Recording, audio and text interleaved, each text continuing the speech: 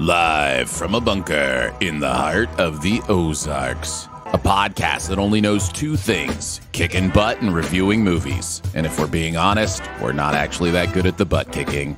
It's Sif Pop. Welcome to Sif Pop Weekly, streaming live most Fridays or available to download later in your podcast feed. Unless, of course, you're a patron. Patrons get perks. Patrons get those perks. I'm not even good at fighting. That's what I said. I'm not even good at movie reviews. I would disagree.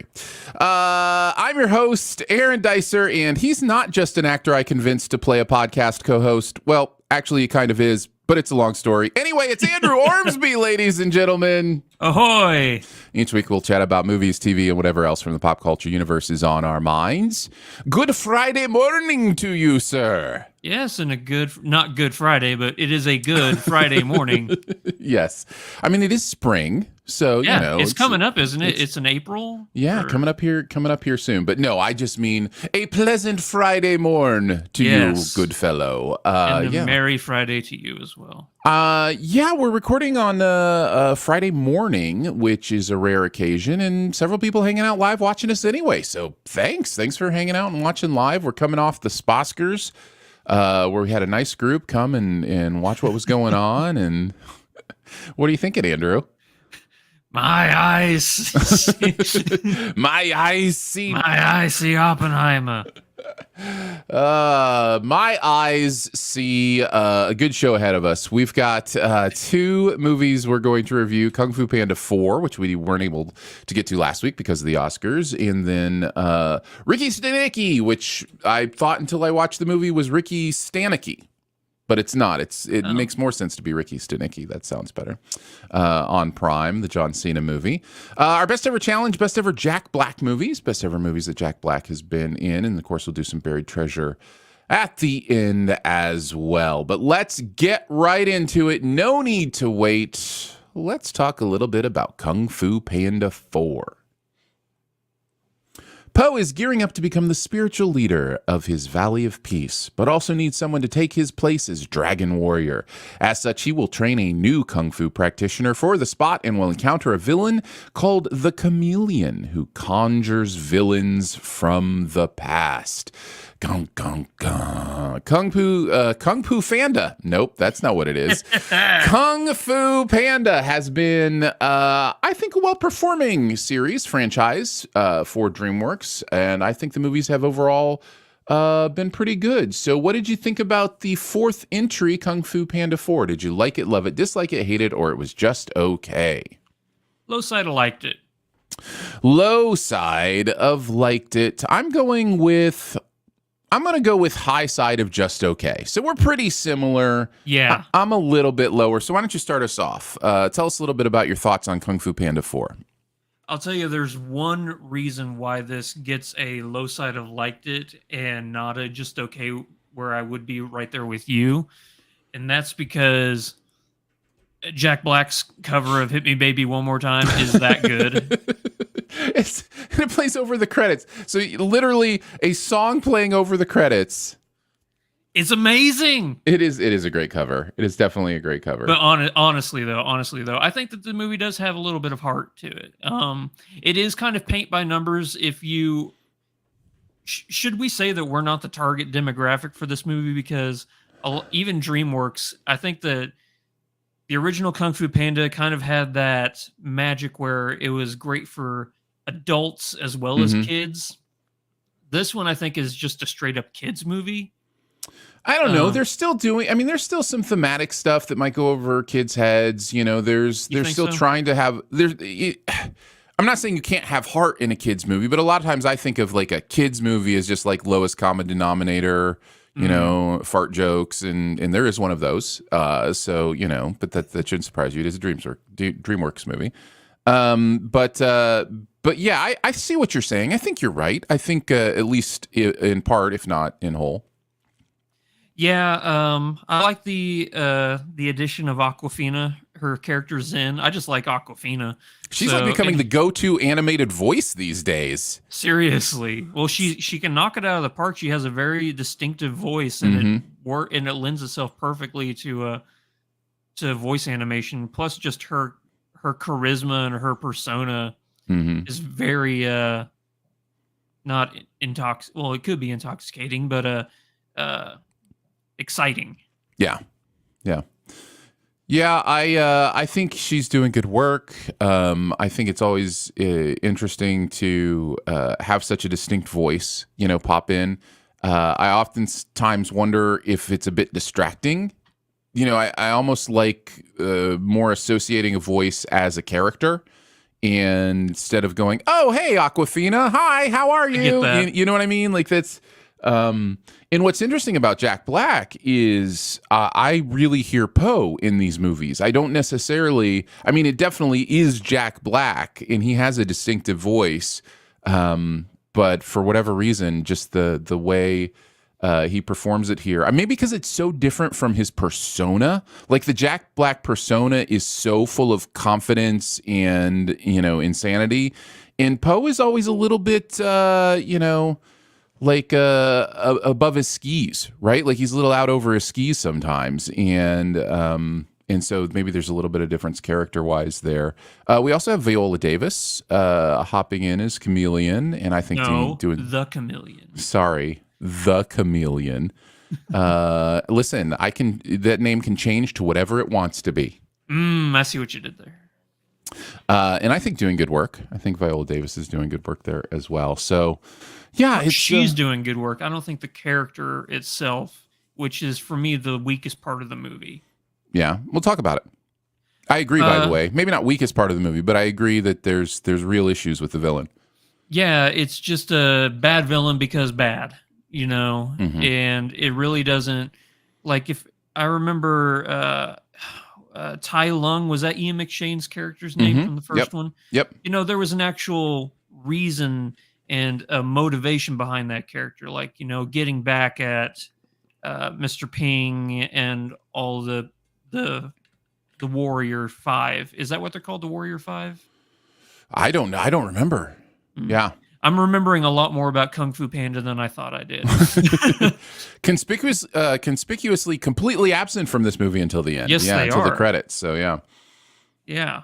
But some people from the other movies, like Bryan Cranston, is back, who I'm glad to see. Um, there was the Mr. Ping and Lee with the Bryan Cranston and James Hong characters, dynamic duo together. I really adored. I found Yeah. it quite endearing seeing them, you know, have because we always saw Lee as this calm, relaxed person. So to see him finally break and get nervous and stuff was, you know, humanizing is a weird thing to say, but that's what these movies try and do. They try to humanize Right. these characters, even though they're anthropomorphized. Mm-hmm. So yeah, I think we talk a little bit about the villain, and I think I'll kind of go there a little bit more to say that the villain is not only a villain for villain's sake, it's also a lazy play the hits type villain. Yes. Without giving away too much, the villain is you know, capable of just being like. Nostalgia can be bad or good, right? Can there be bad nostalgia? Like it's or evil nostalgia, or you know, maybe malstalgia. I don't know. Is that a word? With it the is Latin? now because I like it. Malstalgia. But that's what this villain is doing, is playing the nostalgia, like playing the idea of, oh, you don't have to make this villain anything special because we're going to use our previous work that we've done in other movies to make it work for you, to make it evil for you. And it also falls into, at one point, just the same versus same thing we've seen in so many movies where, like, your worst enemy is actually yourself, or, that kind of thing. So it's a really, really lazy way to do this plot. And as much as the movie is supposed to be, and I think works to some level, to be about seeing things in people that you wouldn't necessarily expect to see them in. I think the overall theme of this movie is not to judge a book by its cover, but to allow people to change, allow people to, to grow, and that sometimes the obvious choice isn't the best choice. Like, all those are kind of themes of what's going on here. But the villain doesn't really have, at least doesn't play into that as much as it should. Like, look, if your theme is about how people change, to have a villain that can change makes a lot of sense. But I didn't see them using it in this movie in any really clever and intelligent way to make that point or to make that theme. It was just a gimmick, and it didn't really even play into the theme at that point. So, and I think that is what separates like a Pixar movie, like an Inside Out or something like that, from Kung Fu Panda 4, is the fact that if you don't go that extra mile to make that analogy work or that metaphor work, then it comes across what I called earlier the lowest common denominator of a kids movie. Like, they didn't push it to go that extra mile, which I can kind of understand. It's the fourth movie. You're not trying to break ground with the fourth movie. You're trying to do a cash grab. And I think that for the cash grab they did, it was serviceable. Yeah, I think that's fair. And I think there will always be diminishing returns. I like that they kind of let some characters just be off doing their own adventures and refocus this movie, because a lot of these animated sequels really deal with what I've always called the Ice Age problem, which is you introduce 3 new characters in the second movie. Then you have to bring back all the original characters plus the 3 new characters plus 3 new characters in the third movie, or 5 new characters in the third movie, and then you're dealing with 15 characters in the fourth movie that you have to bring back, and then you also want to add 3 or 4 new characters in the fourth movie, and by Ice Age, Continental Drift, or whatever, you've got a cast of 30 different animals that really don't make sense together and just muddle up the whole thing. And aren't they supposed to be going extinct? How are there more and more and more of them? So I think there is some real wisdom here in just a throwaway line that's just like, they're off doing their own stuff. And then you don't have to worry about including everybody here. You Slash paying. Well, that, yes, certainly a more cynical way to look at it, but probably true. I'm sorry to dampen your children's movie, but Hollywood producers are going to Hollywood produce. What a great artistic decision they made. And you're like, yeah, saving the dollars. And I was like, oh, yeah, that's probably more accurate. But anyways, it's nice that both things maybe can be true for them. They can save some dollars and also maybe keep it artistically fresh. Why can't both things be true? Why not? So yes, I don't know that there's a ton to say about this movie. I think one of the stalwarts of this franchise has been the fun animated kung fu. I think that remains here. There's some fun scenes, some interesting moves. Again, not a lot new. There's not necessarily a lot that's fresh, but it works, and the animated style is nice, and the models are great, and it's fun to look at. This movie's fun to look at. Like, your eyes aren't going to get bored really as you watch this movie. No, yeah, and Phil just put up a picture on the YouTube video, and that's just a testament to the visual spectacle that you can expect from this movie. Yeah, it's really, really beautiful. All right, I don't have a lot more. Do you have anything else you wanted to mention, Andrew? Well, I already mentioned that there is a post-credit, like during the credits song, that I would recommend everybody, and that's kind of like if you want your nostalgia for the first movie, I think that that's kind of where you'll get it in a quick little montage. Right. But yeah, I'm not upset that I watched this movie.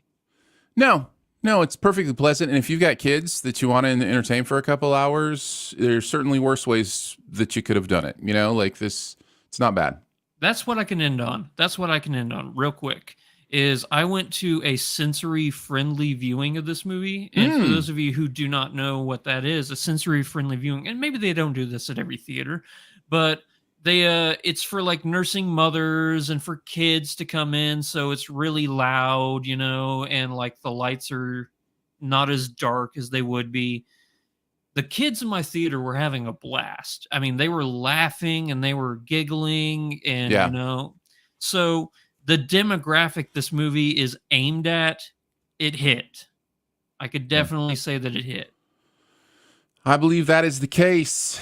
It is Kung Fu Panda 4. It is in theaters. It's a nice brisk hour and 34 minutes. So, not going to take a ton of time either. And it ends with the best cover of Britney Spears' Hit Me Baby One More Time until we talk about the next movie.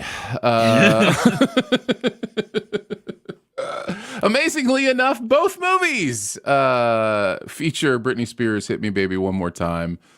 Predominantly. So I don't know which one I like more. Let's talk a little bit about Ricky Stanicky.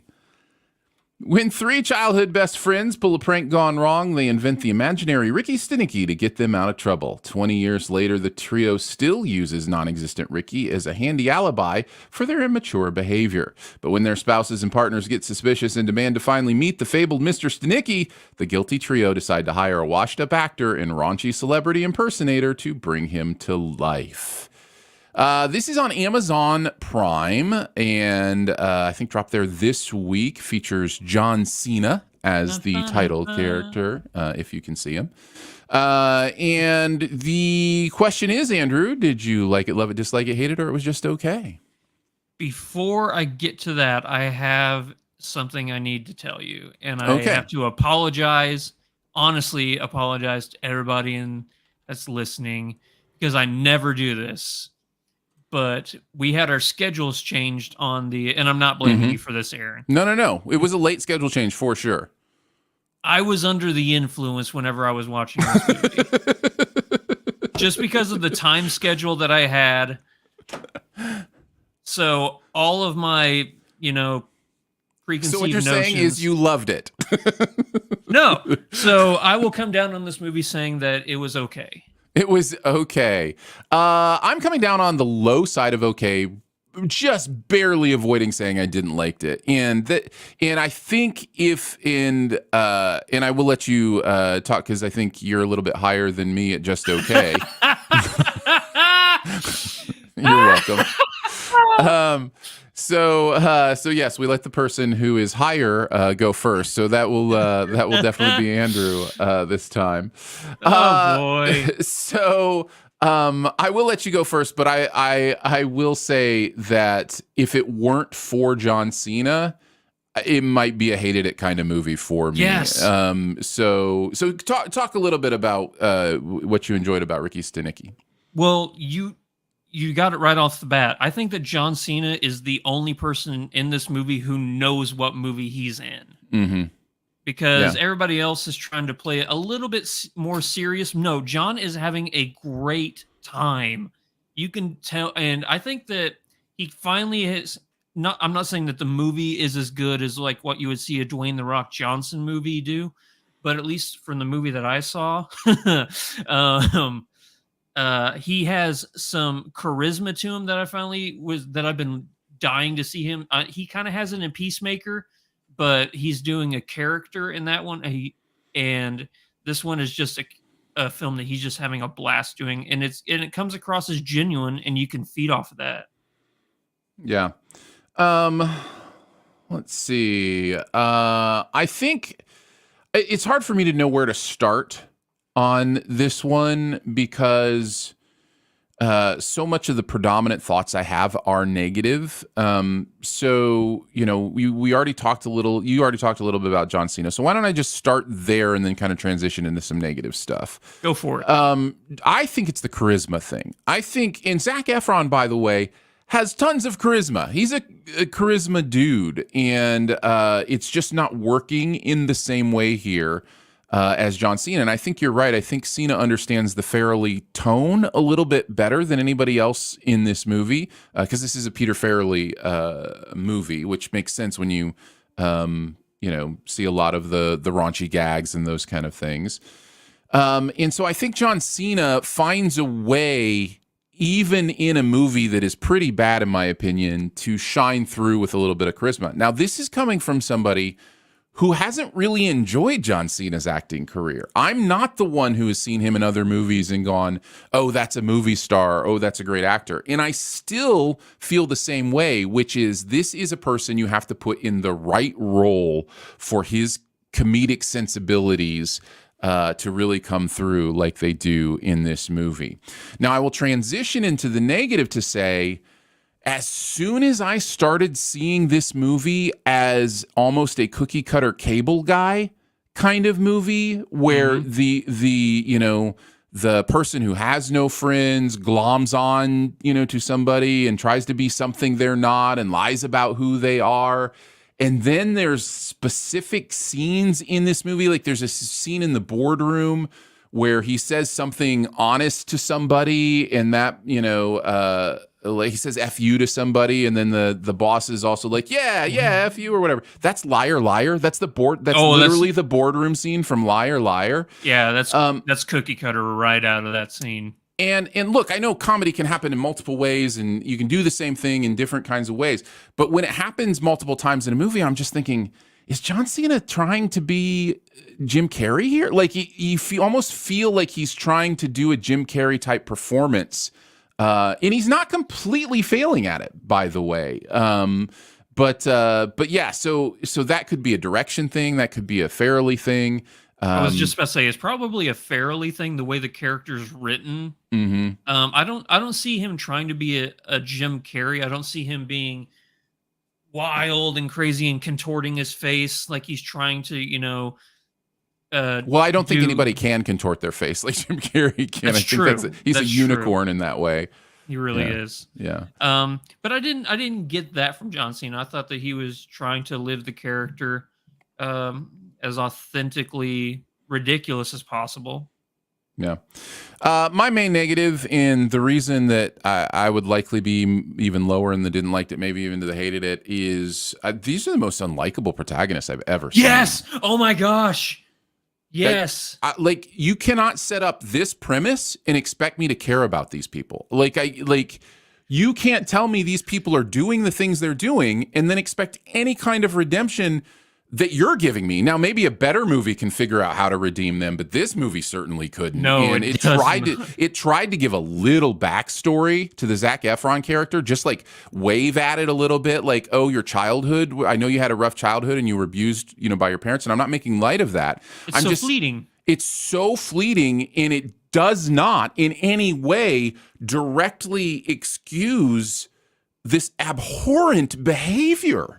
I mean, just absolutely abhorrent behavior. So I think the premise is a little too ridiculously evil for its own good. And I think the Jermaine Fowler character is supposed to be the one that we're supposed to go, okay, so somebody was trying to say not, to be this way or whatever. And maybe he's the most likable of the three main characters because of that. But the Andrew Santino character, by the way, I love Andrew Santino. I think he's really funny. And he's funny in this, but he's a nothing burger of ethical morality choice making. Like it's almost like he's a sociopath in this movie. Like nothing, he doesn't think about the moral ramifications of any of this stuff. It doesn't seem like to me.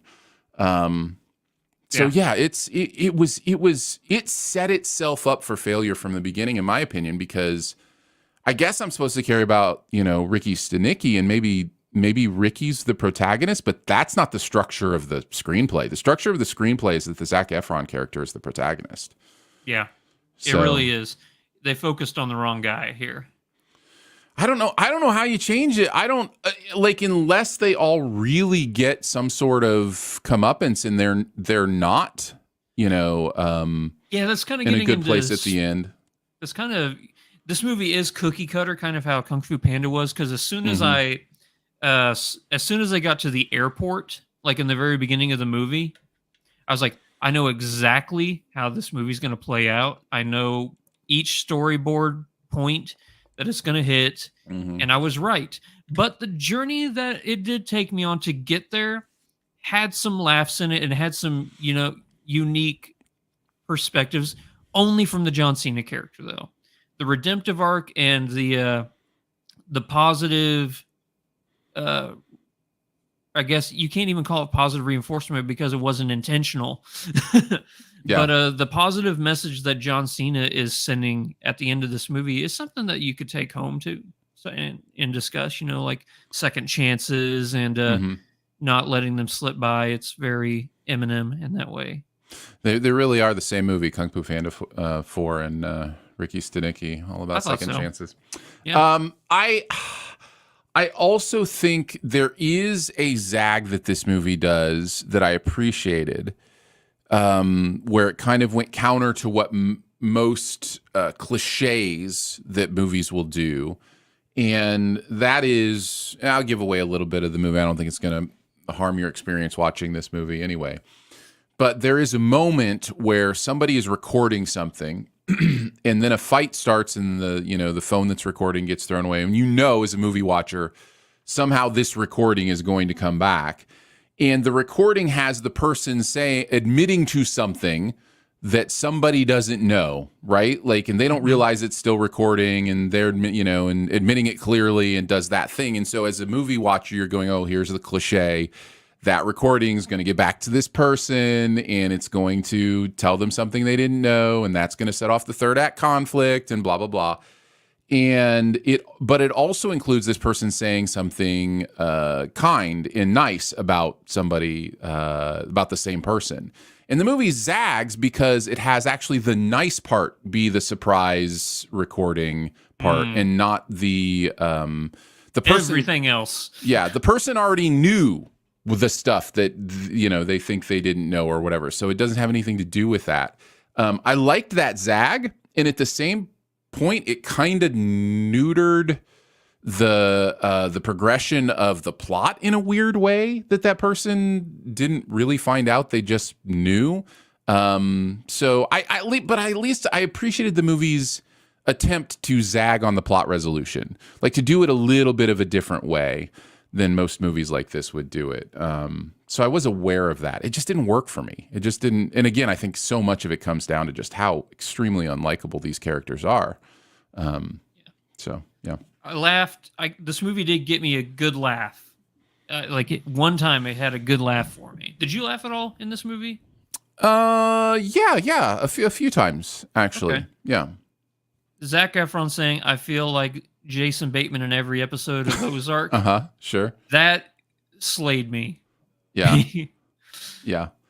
Well, and I thought some of the raunchy stuff was funny too. I thought some of the celebrity impersonation songs were funny. They were clever. Like they were, written in a funny way. I thought the let's just say the unintentional hand motions that the boss would make. I thought that was a funny little.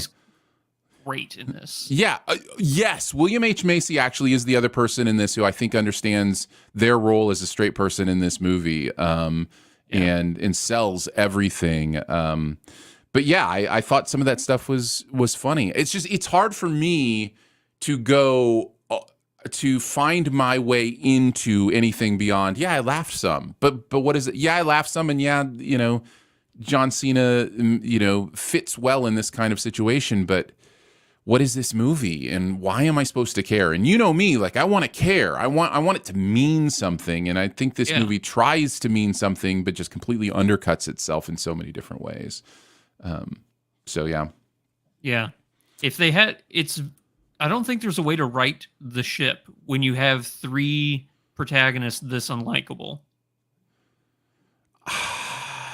I don't know how you do it again unless they are the villains the whole time. Like unless the movie ends with an admission that they're the villains. That's the only way, because it's just it's unconscionable to me. I can't understand it. I can't understand the sociopathy that would lead to the situations that they're doing. So yeah. But it's like that from the beginning. I mean, the thing that launches the Ricky Stanicky name is, also pretty serious and probably should have resulted in some consequences. But yeah. I'm not gonna lie. As a kid, that is something I would have done. Well, yeah, but I think you would. I mean, maybe I'm just Mr. Goody Two Shoes, but I think you immediately dial 911 as soon as it starts going wrong, and like I don't know, it's just like it's just one of those movies that it was hard for me to buy into in a lot of ways. Any final thoughts on Ricky Stanicky? No post-credit scene that I saw. No, I don't think so. Unless you imagined one in your altered state that you want to explain to us. Maybe the post-credit scene is just more of John Cena singing different pop songs. Yes, yeah. There might have been a few more of those. Those were interspersed throughout. That is Ricky Stanicky. It is on Prime. You can check it out there. Does Prime have ads in their movies too, now that they have the ad thing? Yeah. This is so weird.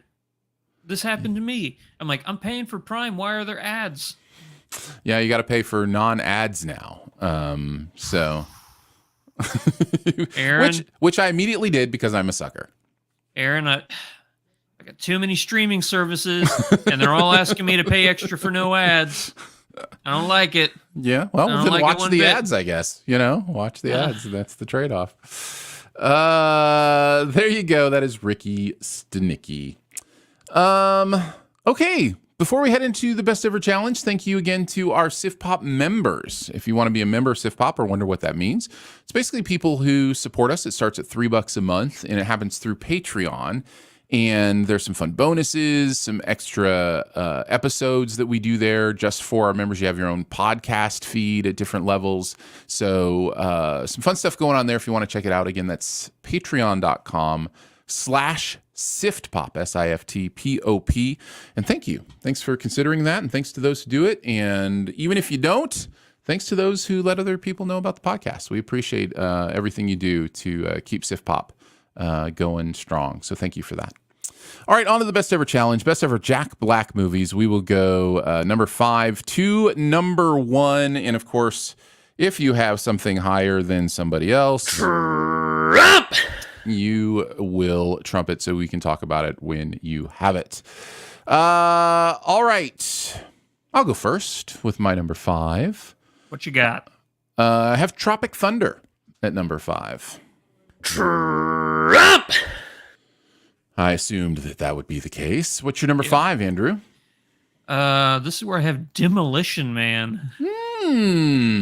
I had forgotten he was in that. Everybody has forgotten he was in this because he is a background character that you only see for 1 second. Doesn't even have a line. But no, Demolition Man has a special place in my heart. I remember just watching this movie growing up. I love Sly. He's one of my favorite actors. And I think Wesley Snipes knows exactly what type of movie he's in, and he just goes for it, and it's great. Yeah. Yep. I was just having a Demolition Man conversation with friends recently about how good of a movie it is. And this friend was upset that people love it now because they loved it from the beginning, and it was theirs first. Oh, I'm like that with a few movies. Very childish, but we all do it. We all do it. All right, number 4. Yes. I have High Fidelity at number 4. Trump! Sorry, buddy. That's all right. We'll be able You'll to talk trump about him this eventually. one, though? Okay, what's your number 4? Weird, the Al Yankovic story. Trump! I'm glad you have it at number 4. I'm glad you have it at number 4 because I have it at number 3. So we can go ahead and talk about it now. Yeah, Weird the Al Yankovic story is exactly as amazing as I thought it would be and wanted it to Yes. be. I love how just absolutely insane it gets. I love the performance, and I love that this movie got awards consideration for like TV Movie Awards and that kind of stuff. It is just so much fun. It's so hilarious. The way it portrays the cliches of biopics is perfect for me. It parodies like you would expect a Weird Al thing to do, and I love it. So yeah, Weird's really great.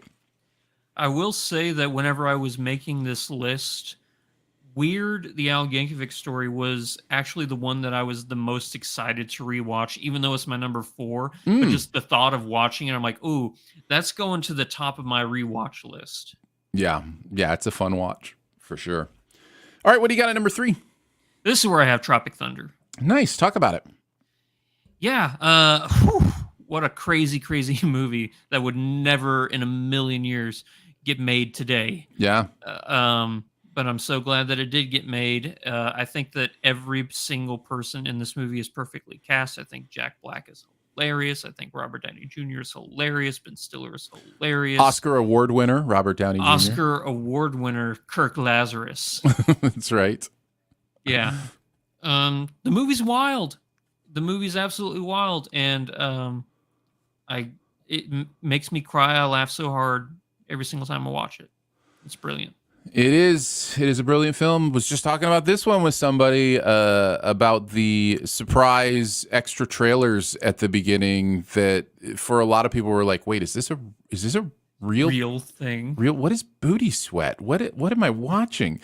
Like, yeah, it was this movie was something else, man. Something else. Yeah, I echo what you have to say. I think this movie could get made today. I think even the Robert Downey Jr. stuff. I think so.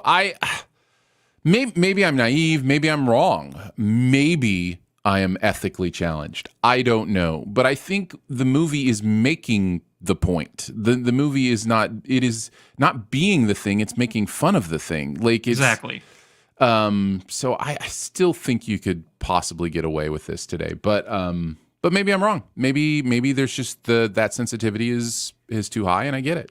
So yeah, because I think at face value, people can scoff at it and look down on it. But once you actually look at the commentary that they're trying to make with the Robert Downey Jr., is that these self-interested Hollywood elites who think only of the end product as opposed to what the actual ramifications of what they're doing can lead to. So yeah, it's making fun of Hollywood. It's Hollywood making fun of Hollywood. At face value, I see what you did there. Face value, yeah. I see what you did there. All right, let's move on to my number 2. Your number 2. We're on to my number 2. This is where I have The Cable Guy in at number 2. I mentioned this movie earlier. Mentioned that there are a lot of shades of this movie in Ricky Stanicky. And I think this is one of the probably the first Jim Carrey performance that was like, okay, Range, okay, you've got some stuff going on here, because it's not just Jim Carrey pulling faces; he's playing this desperate character. Beyond that, this movie is hilarious. Broderick is a perfect straight man to what's going on here. And Jack Black is a perfect, friend trying to tell him, what's going on. So, yeah, Cable Guy is definitely high on my list of check it out. It's on my list of shame. Ooh, that'd be a fun one for you to finally watch sometime. You have it at your number 2. That's high praise. So it might also get bumped up on my watch list. Yeah, totally. What's your number 2? This is where I have King Kong. Trump! But let's go ahead and talk about it because it's time for our number 1s, and I have King Kong at number 1. I do not understand why this movie wasn't a bigger hit than it was. It's phenomenal. It's so good. And so well done, and Peter Jackson has such a gift for world building. The stuff on the island is just mind-blowing. Now, granted, I haven't watched this in a few years, so I cannot speak to whether or not the effects hold up, whether or not the CG holds up, that kind of stuff. I just remember watching it feeling like it was real, and they had actually gone to an island with giant spiders and dinosaurs, and that Dino King Kong fight is so good. So good. And add to that, it really captures the themes of the movie and, what's going on and the idea of love conquering prejudice and all those kind of things. It's all right there. So Peter Jackson's King Kong is my number one. Yeah, I want to echo everything you just said. I like the fact that if you look at the 39, is that when the original one came out in 1939? That sounds right to me. I know it was right around there. Okay. And I just watched the 76 with Jeff Bridges. Jeff Bridges? Yeah. Is it Jessica Lange? Is that who else? I think it is Jessica Lange, yeah. Yeah. That movie's weird. That movie's weird. But if you look at the original 39, and please correct me if I'm wrong in the chat, King Kong's the villain in that one. Peter Jackson had the brilliant idea of making King Kong an innocent hero in this one. Mm-hmm. And as opposed to whenever, spoilers for this movie that came out 2005, whenever King Kong dies in the original one, everybody's cheering and like, yeah, we got him. And this one, when King Kong dies, I was bawling my eyes out. Yeah. It broke my heart. Yeah. Because he's just so pure and innocent. He's like a little dog that's, well, like a giant dog. Yeah. But he has emotion, he has feelings, he has a personality, he has a soul. Yep. Yeah, I agree. I think a little bit of that is there in the 30s version, but you're right. It has more of the element of monster movie where you're trying to, conquer the monster. But yeah, in the end, it was beauty that killed the beast. And Jack Black, I think if you go back and you rewatch this movie and you really think about it, Jack Black is actually a brilliant villain in this one. I think it's a perfect choice. Yeah. Even that last line of it wasn't the airplanes that got him, it was beauty that killed the beast. He still can't take ownership for his role in what happened to King Kong. Yep. So. It's good stuff. What is your number one? I think I have an idea. Yep. Is it High Fidelity? It is. Yes. Surprise, surprise. Surprise, surprise. High Fidelity, Andrew's number one. No, this movie has been one of my favorites for a very long time. I think it's still in my top 100 movies of all time. And I'm not even a big music guy. Which really is what the movie is about. It's all about music. Yeah. But no, the friendship between John Cusack, Jack Black, and I'm sorry, I'm blanking on the third gentleman's name. But the three store clerks, just them sitting around talking about music is how me and my friends used to sit around talking about movies. So that was my end. Like, I understand that type of friendship, that type of connection that you have with somebody else where your persona is built around and predicated upon this thing that you love. That is a part of you. And that's the point of the movie is John Cusack even breaks it down literally at the very end. The message of the movie is like, these things matter.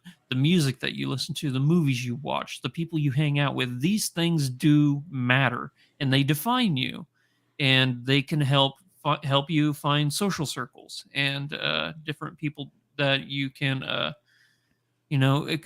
experience life with. It's for as depressing a movie as it is, the message itself is very uplifting. Yeah, I agree with that. I also think it's written very well. It's very clever. I think this was the movie that probably broke Jack Black. I mean, like into the mainstream in many ways. I think before this you'd seen him in some things, but after this it was like, who's that guy? You know what I mean? Yeah. So yeah, Stephen Frears directed it. Just does some great stuff. I talk often about Philomena, which he also directed, which is so good. I really, really enjoy this movie. So yeah, High Fidelity, good choice for your number one. It was my number 4. Honorable mentions. So many. So certainly are quite a few. I actually only picked 3 to mention, but did you I'll go let to? go first? And Did you go to the Gurus? I did get the Gurus. You Let's want me to start go there. through? Okay. Yeah. Gurus. Coming in at number 3, we have High Fidelity. Mm-hmm. Makes sense. Number 2, we have Tropic Thunder. Mm-hmm. And a movie that was not on either of our lists blew every other movie out of the park. It was that's fun. crazy. School of Rock. Yeah, that's in my first honorable mention. I get it. I think that movie holds a really special place to the generation right below me, which I think is your generation, Andrew. So, like, I think School of Rock would hit you pretty square in the nostalgia feels, but maybe it's just one that you missed. But it doesn't surprise me because our writers are, kind of a younger generation than I. So, yeah, School of Rock, I'm sure, really resonates with them. Yeah. Maybe I was just on the tail end of a generation before. Could be. I like the movie. I just don't have that. For a lot of people, maybe this is the movie they think of whenever they think of Jack Black. Yeah, I get it. I get it for sure, and it is fun, and he's great in it. But yeah, no, good choice. It was my first honorable mention. I'll go ahead and mention my other 2. Anchorman, wanted to throw out there. I think that's a fun movie, and then I wanted to give a shout out to Bernie. Yes. If you've never seen Bernie, see Bernie. I think it stretches Jack Black in a way that I haven't really seen him stretch in other movies, and he's really good in it, and the movie is really good. So check out Bernie. That was my very first honorable mention, and I really wanted to mention that one because not a lot of people have seen it, and it's Jack Black, like you said, really pushing his acting chops. Mm-hmm. Yeah. What others did you want to throw out there? I think Nacho Libre is adorable. Mm-hmm. I absolutely love this movie. And then there's 3 movies that he's in that I like. Enemy of the State. Yeah. Yeah, I'm giving this because he's not really a real major prominent part in these movies. The Jackal is... he has a part in that movie, and then he gets taken apart in that movie. Yep. And then a movie that we just talked about not too long ago because it has every single person who was ever in a movie in it, and that is Mars Attacks. Yes. Yeah, Mars Attacks, another good choice. Well, there you go. Best ever Jack Black movies. Feel free to let us know what we missed. All right, let's finish up with some buried treasure. Andrew, what's that one thing in any area of pop culture that you want to make sure people know about? Why don't you go first? I'm going to go with the Vigima game. Yeah, an older Vigima game. It's going to be Wolf Among Us. Okay. I may have had this as a buried treasure a long time ago. If I do, I apologize. Telltale games. Have you ever played a Telltale game, Aaron? You'd have to tell me what some of the you'd have to tell me tale of what the Telltale games are. They're basically choose your own adventure games. Okay. So as you're playing, it's like you get 4 options, like for dialogue or for movement and stuff like that. And then as you play it, the story changes. Very similar to you played Until Dawn recently, didn't you? Yes. This is a more comic. It's based off of a graphic novel. The basic premise of this is all the grim fairy tale creatures have moved to New York, and they are now living in New York under disguise. And you have characters like the Big Bad Wolf, Snow White, the 3 Little Pigs, and you're playing as the Big Bad Wolf. You are now Bigsby, the detective, and you're like the sheriff of this world, taking care of all the grim fairy tales. And there's been a murder, and you have to find out who murdered this fairy tale creature. It's very, very fun. It's all narrative based. and the themes are great. I looked up Telltale Games. I don't think I've played any of them. There's a few Batman games in there, and then this one, and apparently the sequel to this, by the way, coming later this year. That's why I just replayed it. I think the original one came out in 2008, so it's been a long time. Yeah, it says after a decade-long wait. So I don't know if so that would be 2014, but maybe it just means it was announced 10 years ago. I don't know. It was announced. It was announced so long ago. So yeah, interesting stuff. It sounds like a type of game I might enjoy. It takes a lot for me to play a video game. I just have too many movies I want to watch. It's so wild. Well, I should also mention this. It's broken down into chapters, so you can play a chapter and then quit, and then you play the next chapter and quit. And I think each chapter is like 45 minutes long. Okay. There you go. That is The Wolf Among Us as a video game. What you got, Aaron? My Buried Treasure. I don't think I've talked about this yet. We're 4 episodes in. Have I mentioned Shogun yet? No. Okay. So it's always interesting to me because obviously I do several podcasts and recommend all sorts of different things. And I know I've recommended this. I couldn't remember if I'd done it here. I have, I think even in the past, done a Buried Treasure the week after I already did it. Like this is bound to happen every once in a while. But if I haven't talked about Shogun, let me talk about Shogun. It is really great world building and feels like. Are you watching it, Andrew? I have not watched episode 4, which I believe just came out. I've watched the first 3. Yeah.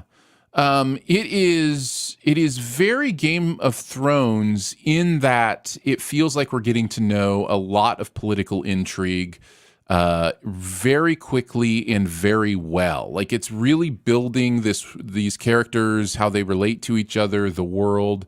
It's interesting. One example of just some artistic choices the show makes. So in this show, Portugal has made contact with Japan, but the English haven't. And so in the show, Japanese is spoken when it's Japanese, but when it's Portuguese being spoken, it's English.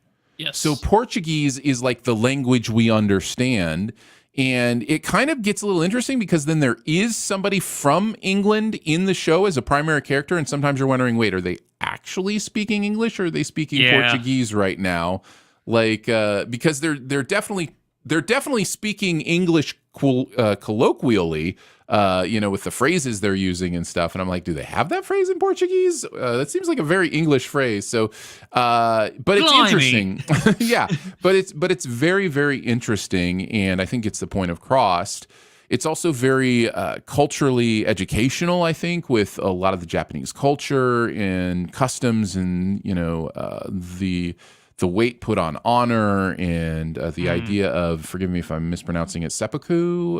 Is that what it is?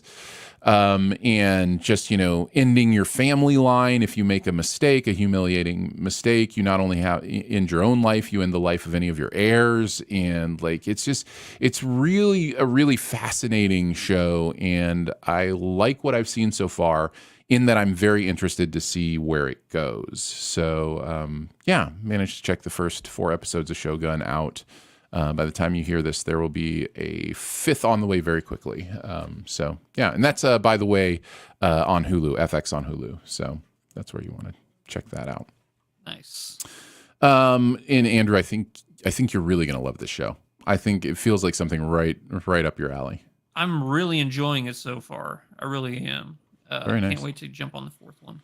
That is Shogun. It is available on Hulu, and Andrew mentioned Wolf Among Us, which is a video game. I imagine available on Steam or anywhere you might get your games. Well, that's going to do it. Thanks. Woo. Thanks so much. We managed to do a podcast. Thanks for joining us for Sif Pop Today. It is part of the Studio DNA podcast network. You can find out more about other shows on the network at studiodna.media or by searching Studio DNA in your podcast player. Huge thanks to Andrew for hanging out with us today. Thank you, buddy. Big thanks to producer Phil for producing the audio and video show. Thanks, Phil. Much love and gratitude to our Sif Pop members for giving monthly to make Sif Pop a real thing. Support starts at $3 a month. You get access to bonus episodes and other fun perks at the different levels. You can find out more at patreon.com/sifpop. Lots of ways to connect with the podcast. You can leave a comment, a rating, or a review at Apple Podcasts, or email us at feedback@sifpop.com. And finally, if you're having a good time, your movie-loving friends will probably like the show too, so let them know about it. And listening is much easier than blending in when you're John Cena dressed like Britney Spears. We'll be back in 2 weeks with more. So we won't be here next week, but we'll be back in 2 weeks to talk more movies, and we will see you then. Bye. Bye. There's Mr. John Cena Spears. Ba-ba-da-ba. Yep, there he is. There's Jack Black and Demolition Man. Amazing. Well done, awesome. Phil. Thank you, everybody, for hanging out with us this morning. It was nice to see you guys. I think I saw a few people chiming in even in the chat. So thanks for hanging out, Paulie and Evan. I see you guys there. So I know Andrew's got to get booking, so we're going to take off. I got a Love and appreciate 6-hour you guys. drive ahead of me. Do it, man.